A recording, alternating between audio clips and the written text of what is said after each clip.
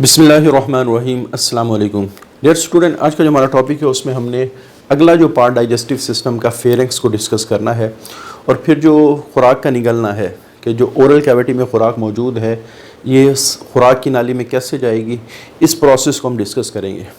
سب سے پہلے فیرنکس، جس کو حلق بھی کہا جاتا ہے، یہ جہاں ہماری ماؤتھ ختم ہوتا ہے یعنی اورل کیویٹی ختم ہوتی ہے اس کے فوراً بعد یہ حصہ آتا ہے.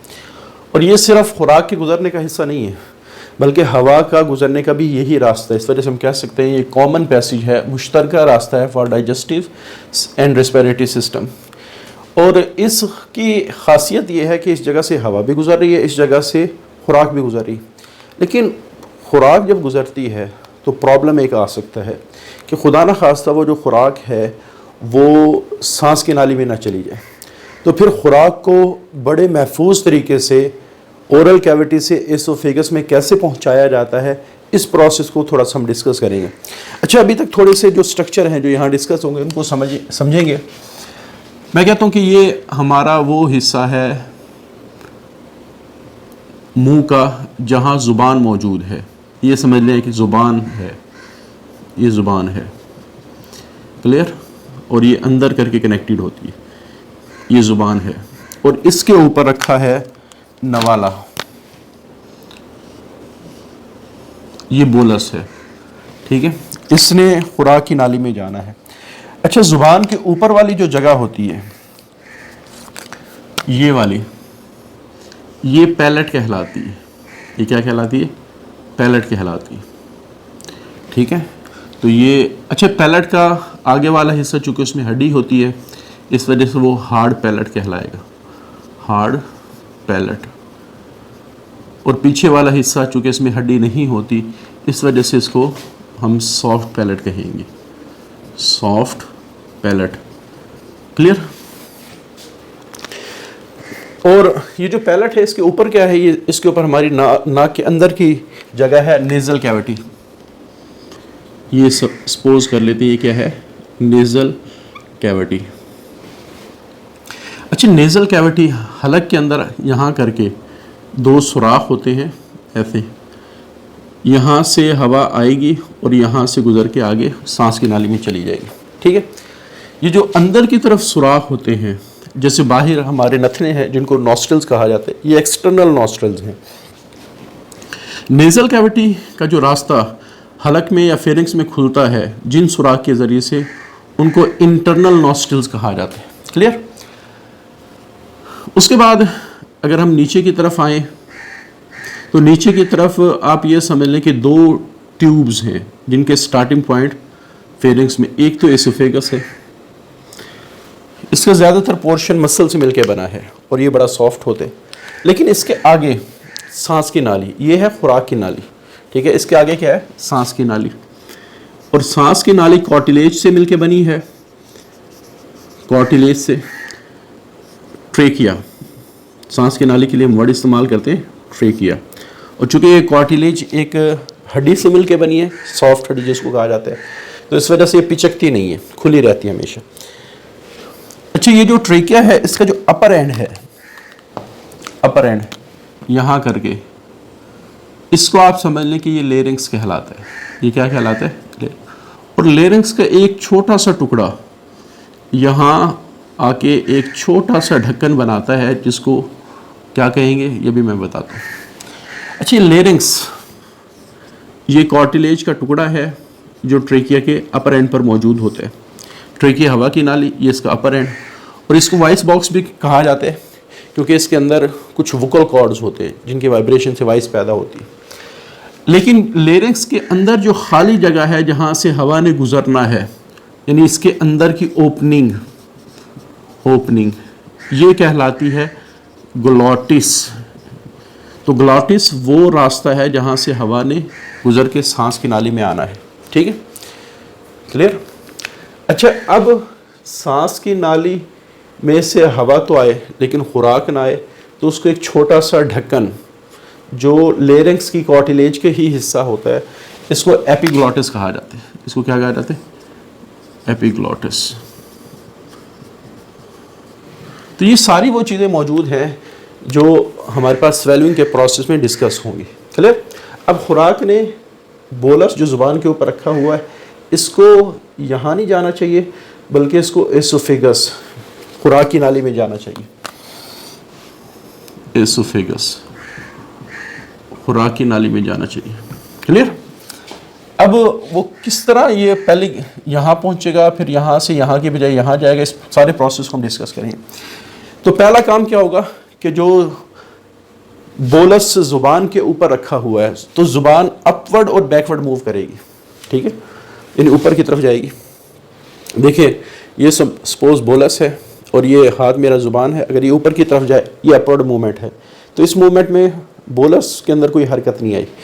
اگر یہ صرف بیکورڈ جاتی زبان تب بھی اس کی پوزیشن چینج نہیں ہوتی, لیکن اگر یہ اس طرح جائے ایسے اپورڈ بھی بیکورڈ بھی تو اب دیکھیں جب زبان اس طرح ٹلٹ کرے گی ٹیڑھی ہوگی تو اب جو بولس ہے اس کے پیچھے گرنے کے چانس ہوتے.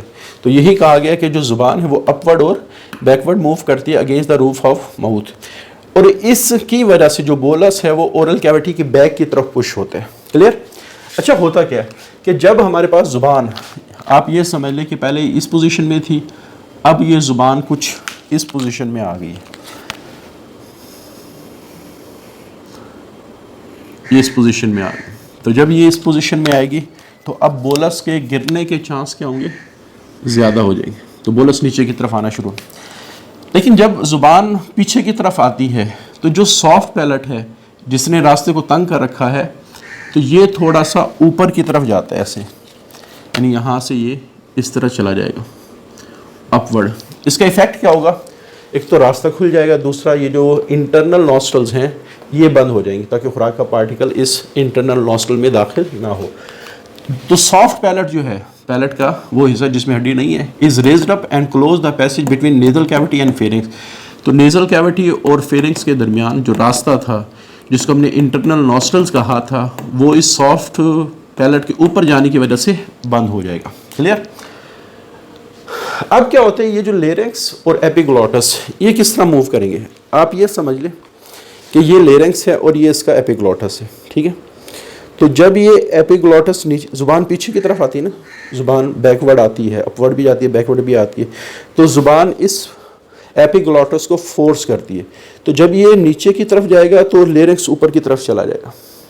جب یہ نیچے کی طرف جائے گا لیرنگس اوپر کی طرف چلا جائے گا. یعنی یہاں دو موومنٹ ہو رہی ہیں. ایک موومنٹ یہ ہے کہ جو ایپیگلوٹس ہے وہ اس پوزیشن سے آپ یہ سمجھ لیں اس پوزیشن کی طرف آ رہا ہے, اور جو لیرنگس ہے وہ بھی اوپر کی طرف جا رہا ہے, یعنی یہاں آ کر کے آ جاتے ہیں. اب اس کا فائدہ کیا ہوگا ابھی ڈسکس کرتے ہیں. ایٹ دا سیم ٹائم دو کام اکٹھے ہو رہے ہیں. لیرنگس موو اپورڈ, لیرنگس اوپر کی طرف جاتا ہے.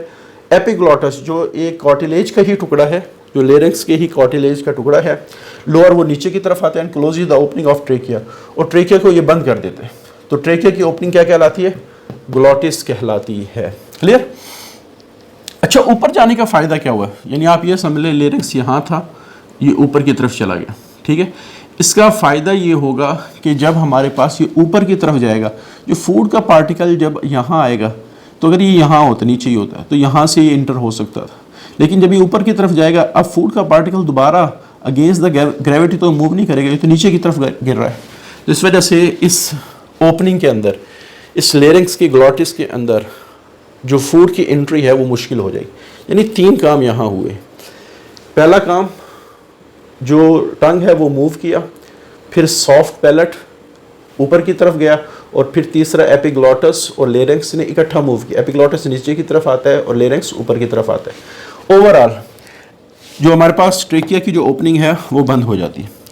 تو اگر خوراک کا پارٹیکل ادھر آتا بھی ہے تو یہ یہاں سے ڈائیورٹ ہو کے ایسوفیگس میں چلا جائے گا.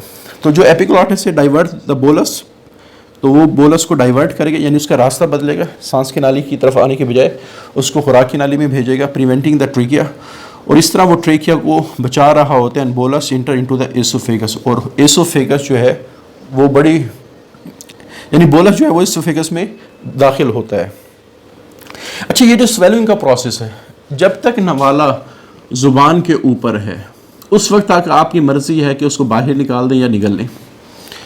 یعنی سویلنگ کا جو شروع کا پروسیس ہے وہ وولنٹری کنٹرول میں آتا ہے کہ یہ ہماری مرضی کے جیسے میرا بازو ہے نا، میں اپنی مرضی کے مطابق ہلا رہا ہوں، لیکن میری جو دل کی دھڑکن ہے، میری جو ڈائجیشن کی سسٹم ہے، میری جو کڈنی ہے، وہ میری مرضی کے محتاج ہے. میرا برین تو ان کو کنٹرول کر رہا ہے، لیکن برین کا وہ حصہ کنٹرول کر رہا ہے جس میں مرضی شامل نہیں ہے.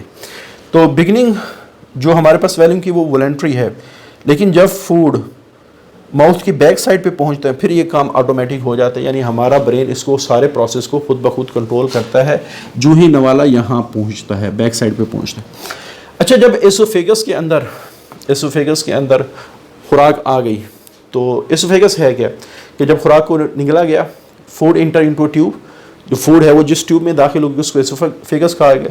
اور یہ شروع ہوتی ہے، یہ کہاں سے شروع ہوتی ہے؟ یہ فیرنکس والے حلق والے ریجن سے شروع ہوتی ہے اور ختم کہاں ہوتی ہے؟ اسٹومک پہ جا کے یہ اینڈ ہوتی ہے. تو ہم کہہ سکتے ہیں it is present between فیرنکس and stomach. اچھا، اس میں کوئی ڈائجیشن نہیں ہوتی کیونکہ یہ کوئی انزائم ریلیز نہیں کرتا. ایسوفیگس میں کوئی انزائم نہیں سیکریٹ ہوتا، اس وجہ سے ایسوفیگس میں جو اگر ڈائجیشن ہو بھی رہی ہے تو یہاں ایسوفیگس کے انزائم نہیں کر رہے، بلکہ جو سلائیوا، جو منہ کا پانی فوڈ کے اندر مکس ہوا تھا، وہی انزائم یہاں بھی ڈائجیشن کو جاری رکھتے ہیں. یعنی ظاہر بات وہ اپنا کام کر رہا ہے، وہ ایسوفیگس میں آ کے بھی اپنا کام کر رہا ہے. تو اپنی ایسوفیگس کی کوئی انزائمیٹک سیکریشن نہیں ہے، تو ایسوفیگس کے اپنی سیکریشن کی وجہ سے کوئی ڈائجیشن نہیں ہوتی. لیکن یہاں جو سلائیوا ہے جو فوڈ میں مکس ہوا تھا اورل کیویٹی کے اندر، وہ اپنا ایکشن جاری رکھتا ہے اور وہ ڈائجیشن کرتا رہتا ہے. تو لیکن یہ سلائیوا کا فنکشن ہے، ایسوفیگس کا فنکشن نہیں ہے. لینتھ کی بات کریں 25 سینٹی میٹر لانگ ہوتی ہے، تقریباً 1 فٹ سے تھوڑا سا کم، اور یہ اینڈ پہ اسٹومک میں جا کے اوپن ہوتی ہے. اچھا، جہاں ایسوفیگس ختم ہوتا ہے اس جگہ ایک دروازہ سا ہے جس کو سفنکٹر کہا جائے گا. جس کو کیا کہا جائے گا؟ سفنکٹر. اچھا، یہ جو سفنکٹر ہے یہ ہمارے ڈائجسٹیو سسٹم میں بہت سارے سفنکٹر استعمال ہوتے ہیں. ان کا کام کیا ہے؟ یہ دروازے ہیں، ضرورت پڑنے پہ اوپن ہوتے ہیں اور ضرورت پڑنے پر کلوز ہوتے ہیں. اور یہ مسکولر رنگ ہوتے ہیں. یہ کیا ہوتے ہیں؟ مسکولر. یعنی آپ کہہ سکتے ہیں جتنے بھی سفنکٹر ہیں ان کا ایک کامن فنکشن ہے، یہ مسکولر رنگ. ٹھیک ہے. اور یہ جو مسکولر رنگ ہوتے ہیں یہ ریلیکس بھی ہو سکتے ہیں، یہ کانٹریکٹ بھی ہو سکتے ہیں. اگر یہ ریلیکس ہوں گے تو سفنکٹر اوپن ہو جائے گا، راستہ کھل جائے گا 2 پارٹس کے درمیان، اور اگر یہ کنٹریکٹ کریں گے تو یہ کلوز ہو جائے گا. ٹھیک ہے. اور 2 پارٹس میں کیوں کہہ رہا ہوں؟ کیونکہ یہ جتنے بھی ڈائجسٹیو سسٹم کے پارٹس ہیں، ایک پارٹ سے دوسرے پارٹ میں داخل ہونے کے لیے سفنکٹر موجود ہوتے ہیں. ایسوفیگس سے اسٹامک کے اندر جب خوراک آئے گی تو یہ سفنکٹر کے تھرو آئے گی. کلیئر؟ اچھا، اس کو جو نام دیا گیا ہے وہ کارڈیک سفنکٹر کہا گیا. یہ اس کو لوور ایسوفیجل سفنکٹر بھی کہا. ان دونوں کارڈیک سفنکٹر اس وجہ سے کہا گیا کیونکہ یہ اس کے بالکل ساتھ دل ہے، تو دل کے ریجن میں ہے. لوور ایسوفیجل سفنکٹر کیوں کہا گیا؟ کیونکہ یہ جہاں ایسوفیگس کا لوور اینڈ ہوتا ہے وہاں یہ موجود ہوتا ہے، تو اس وجہ سے لوور ایسوفیجل سفنکٹر کہا گیا. اور اس کا کام کیا ہے؟ جو خوراک ایسوفیگس سے نکلتی ہے اسٹومک میں جاتی ہے وہ یہ کنٹرول کرتا ہے. اور یہ کھلتا کب ہے؟ جب خوراک آتی ہے اور یہاں اس کا پریشر لگتا ہے تو اس پریشر کی وجہ سے یہ کھل جاتا ہے. اور اس کا فنکشن یہ ہے کہ اسٹومک کے اندر جو چیز آ گئی ہے وہ دوبارہ واپس ایسوفیگس میں نہ جائے. تو یہ اس کا فنکشن ہے. ٹھیک ہے. تو بعد دفعہ یہ علیحدہ سے کوشچن آ جائے. اچھا، پیرسٹالسس کیا ہوتی ہے؟ ویسے یہ تو اگلا جو لیکچر ہے وہ ڈیٹیل میں پیرسٹالسس کو ڈسکس کیا جائے گا. ابھی صرف مثال دینے کے لیے میں سمجھا دیتا ہوں، یعنی سمجھانے کے لیے ایک مثال دے دیتا ہوں. جیسے آپ لوگوں نے ٹوتھ پیسٹ دیکھا ہوگا، وہ ایک ٹیوب کے اندر ہوتا ہے. لیکن اگر آپ اس کا ٹوتھ پیسٹ کی ٹیوب کا ڈھکن کھول دیں اور آپ اس کو ایسے الٹا کر دیں، کیا پیسٹ خود بخود نیچے آنا شروع ہو جاتا ہے؟ نہیں، کیونکہ وہ سیمی سالڈ ہوتا ہے، اس وجہ سے وہ خود بخود نیچے نہیں آتا. اس کو نکالنے کے لیے آپ کو پریس کرنا پڑتا ہے. ٹھیک ہے. تو آپ یہ سمجھ لیں یہ جو فوڈ ہوتا ہے یہ سیمی سالڈ ہوتا ہے. تو یہ جب ایسوفیگس میں آتا ہے تو یہ خود بخود نیچے نہیں جاتا، تو اس کو پریشر کے ساتھ نیچے بھیجا جاتا ہے.